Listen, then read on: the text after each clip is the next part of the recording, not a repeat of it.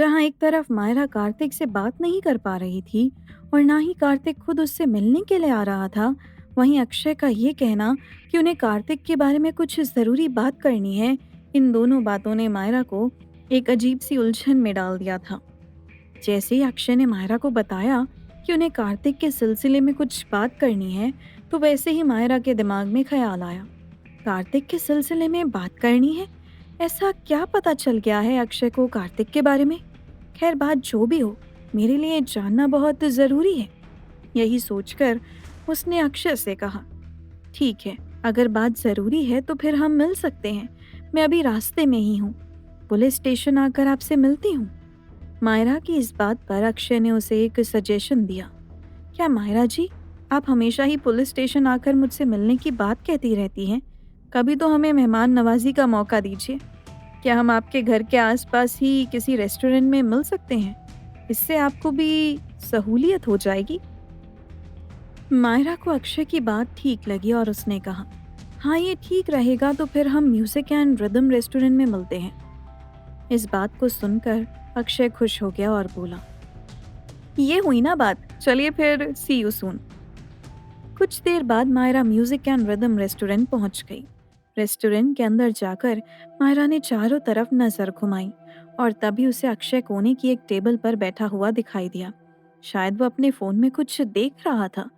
मायरा उसकी तरफ बढ़ने लगी और तभी अक्षय की नजर भी अपने फोन से हटकर सामने की तरफ पड़ी और उसे मायरा उसकी तरफ आती हुई दिखाई दी। मायरा को देखते ही अक्षय अपनी चेयर से खड़ा हो गया और उसे ग्रीट करते हुए बोला, गुड इवनिंग मायरा जी, मेरी बात मानने के लिए थैंक यू सो मच। इतना कहकर उसने आगे बढ़कर मायरा के लिए चेयर को पीछे किया। उसके एटिकेट्स देखकर मायरा को अच्छा लगा। उसने मुस्कुराकर अक्षय को ग्रीट किया और फिर कहा, प्लीज आप थैंक यू मत कहिए। इतना कहकर मायरा चेयर पर बैठ गई। अक्षय मुस्कुराते हुए वापस जाकर अपनी चेयर पर बैठ गया और मायरा की तरफ देखते हुए बोला, पहले खाना ऑर्डर कर लेते हैं। वो क्या है ना, मुझे बहुत जोर की भूख लगी है। अक्षय की बात सुनकर मायरा के चेहरे पर हंसी आ गई और उसने भी हाँ में हाँ मिलाते हुए कहा, भूख तो मुझे भी लगी है। आज ऑफिस में इतना काम था कि मैं लंच भी नहीं कर पाई। मायरा से सहमति पाकर अक्षय ने एक वेटर को बुलाया। फिर उसने मायरा की तरफ देखकर कहा, आज हम आपकी पसंद का खाना ही ऑर्डर करेंगे। आप जो चाहें वो ऑर्डर कर सकती हैं। अक्षय की बात सुनकर मायरा के चेहरे पर एक प्यारी सी स्माइल आ गई। उसे देखकर ऐसा लग रहा था जैसे वो कोई छोटी बच्ची हो जिसे उसके पसंद का खिलौना दे दिया गया हो। ऐसा ही होता है, कभी कभी हम छोटी छोटी बातों में खुशियां ढूंढ लेते हैं। मायरा ने वेटर को अपने पसंद की सारी डिशेस बता दी और वो ऑर्डर लेकर वापस चला गया। बात को आगे बढ़ाते हुए अक्षय ने मायरा से पूछा, खाने के साथ आप कौन सी वाइन पीना प्रेफर करेंगी? इस सवाल पर मायरा ने मना करते हुए कहा, आई एम सॉरी बट मैं ड्रिंक नहीं करती। अक्षय ने भी तुरंत ही कहा, ड्रिंक तो मैं भी नहीं करता। हाँ, बस कभी कभी ओकेजनली थोड़ा बहुत चल जाता है। पर मैं ड्रिंक करना इसीलिए भी अवॉइड करता हूँ क्योंकि ड्रिंक करने के बाद मैं बहुत इमोशनल हो जाता हूँ। ये सुनकर मायरा हैरान हो गई और उसने अक्षय से पूछा, लेकिन आप ड्रिंक करने के बाद इमोशनल क्यों हो जाते हैं? इस सवाल पर अक्षय ने जवाब दिया, ऐसा इसीलिए होता है क्योंकि बचपन में मैंने अपने एक दोस्त के साथ वादा किया था कि बड़े होकर मैं जब भी ड्रिंक करूंगा उसके साथ ही करूंगा। लेकिन मेरा वो दोस्त मुझसे दूर हो गया और मैं फिर उससे कभी मिल नहीं पाया। मुझे उसकी कमी हमेशा ही खलती है। अक्षय की ये बात सुनकर मायरा को कुछ याद आया और उसने अक्षय से सवाल किया, क्या मैं जान सकती हूँ कि आपके उस दोस्त का नाम क्या था? जी हाँ, बिल्कुल जान सकती हैं। मेरे उस दोस्त का नाम कार्तिक शर्मा था। अक्षय की कही इस बात ने मायरा को उस लम्हे की याद दिला दी जब कार्तिक ने उससे ठीक यही बात कही थी। मायरा इन दोनों कड़ियों को जोड़ने लगी और फिर उसने अक्षय से अपना अगला सवाल पूछा, अगर आपको बुरा ना लगे तो क्या मैं आपसे कुछ और पूछ सकती हूँ? मायरा के इस सवाल पर अक्षय ने हंसते हुए जवाब दिया, हाँ हाँ, आपको जो पूछना है आप मुझसे वो पूछ सकती हैं।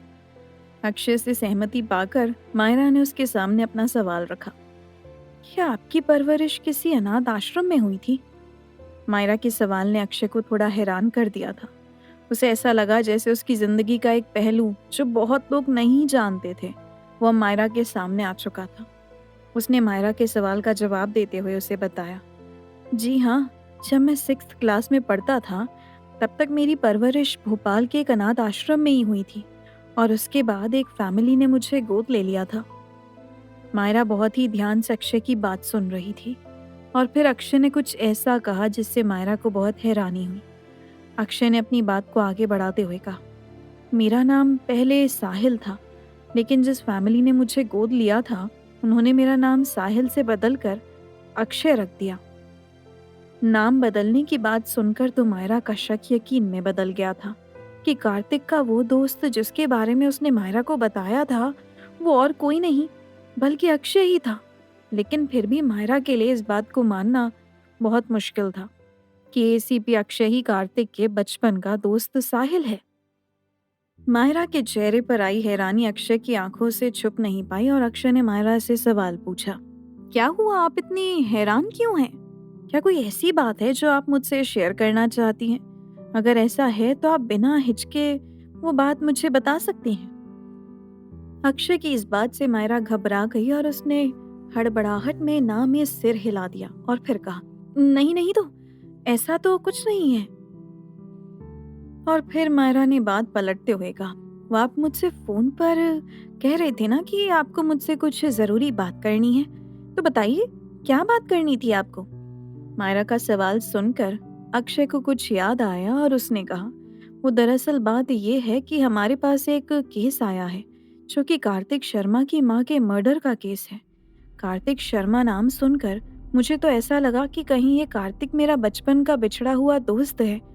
यही वजह थी कि उस केस में मेरा इंटरेस्ट डेवलप हुआ। मायरा बहुत ध्यान से अक्षय की बात सुन रही थी और उसे समझने की कोशिश कर रही थी। अक्षय ने बात को आगे बढ़ाते हुए उसे बताया, दरअसल ये केस पुणे का है और पुणे की पुलिस ही उसे हैंडल कर रही थी, लेकिन हाल ही में हमें कुछ लीड्स मिले हैं। मायरा को भी धीरे धीरे इस केस में इंटरेस्ट आने लगा था और उसकी क्यूरियोसिटी भी बढ़ती जा रही थी। उसने अक्षय से सवाल किया, तो क्या अब वो केस आप हैंडल कर रहे हैं और कैसे लीड्स मिले हैं आपको? अक्षय ने मायरा के सवाल का जवाब दिया, हाँ, अब तो वो केस मैं ही हैंडल कर रहा हूँ और हमें अभी ये पता चला है कि जिन लोगों ने कार्तिक की माँ का मर्डर किया था वो बेंगलुरु के हैं। वैसे तो इस मर्डर को हुए 1 साल बीत चुका है, लेकिन क्योंकि हमें अब जाकर लीड्स मिले हैं तो इसीलिए पुलिस अब हरकत में आई है। मायरा को ये बात थोड़ी अजीब लगी। उसने अक्षय से पूछा, लेकिन क्या आप श्योर है कि मर्डर होने के 1 साल बाद भी आप कातिलों को पकड़ सकते हैं?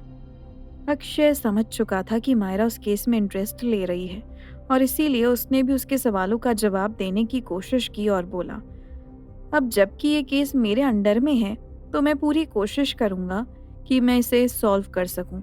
पता नहीं क्यों मुझे ऐसा लग रहा है कि ये कार्तिक मेरा वही पुराना दोस्त है और अगर मेरा मानना सही है तब तो मैं उन कातिलों को ढूंढने की पूरी कोशिश करूंगा। अक्षय की बातें सुनकर कहीं ना कहीं मायरा को भी अब विश्वास होने लगा था कि जिस कार्तिक शर्मा का मर्डर हुआ था वो अक्षय का पुराना दोस्त ही था। इस बात का एहसास होते ही मायरा के मन में एक अनजाना डर घर कर गया और उसके चेहरे पर भी घबराहट साफ नजर आने लगी। अक्षय जो कि उसके सामने ही बैठा हुआ था और उसे ही देख रहा था, उसे भी ये समझते देर न लगी कि मायरा किसी बात से घबरा रही है। इससे पहले कि अक्षय कुछ सवाल करता, मायरा ने ही कहा, मुझे बहुत देर हो रही है, अब मुझे घर जाना चाहिए। मैं आपसे बाद में मिलती हूँ और हाँ, आप इस केस के बारे में मुझे बताते रहिएगा। मायरा की बात सुनकर अक्षय ने अपनी घड़ी में समय देखा और इसे भी रियलाइज हुआ कि सही में बहुत देर हो चुकी थी। उसने मायरा की बात पर सहमति जताते हुए कहा, आई एम सॉरी, मुझे लगता है मैंने आपका कुछ ज़्यादा ही समय ले लिया। दरअसल मैंने आपको यहाँ इस केस के बारे में बताने के लिए ही बुलाया था, ताकि अगर आपको इससे रिलेटेड कोई भी जानकारी मिले तो आप मुझे बता सकें। ये तो आप भी जानती हैं कि आप ही वो आखिरी इंसान थी जिसके साथ कार्तिक ने चैट की थी, तो आप प्लीज़ हमारे साथ कोऑपरेट कीजिएगा। अक्षय की इस रिक्वेस्ट पर मायरा ने हाँ में सर हिलाया और बोली, जी हाँ, अगर मुझे कुछ भी पता चलता है तो मैं आपसे ज़रूर बताऊंगी। चलिए अब मैं चलती हूँ, बाय। इतना कहकर मायरा अपनी चेयर से उठी और पलटकर रेस्टोरेंट से बाहर चली गई। अक्षय उसे जाते हुए देखता रहा और उसने तब तक मायरा से अपनी नज़र नहीं हटाई जब तक मायरा उसकी नज़रों से ओझल नहीं हो गई। रेस्टोरेंट से बाहर आते ही मायरा एक टैक्सी में बैठ गई थी और अपने घर के लिए निकल गई। लेकिन टैक्सी में फैले सन्नाटे के बीच भी उसके दिमाग का शोर साफ सुनाई दे रहा था। उसके दिमाग में कई सवाल घूम रहे थे और वह अब कार्तिक से मिलना चाहती थी ताकि उसे उसके सवालों के जवाब मिल सके।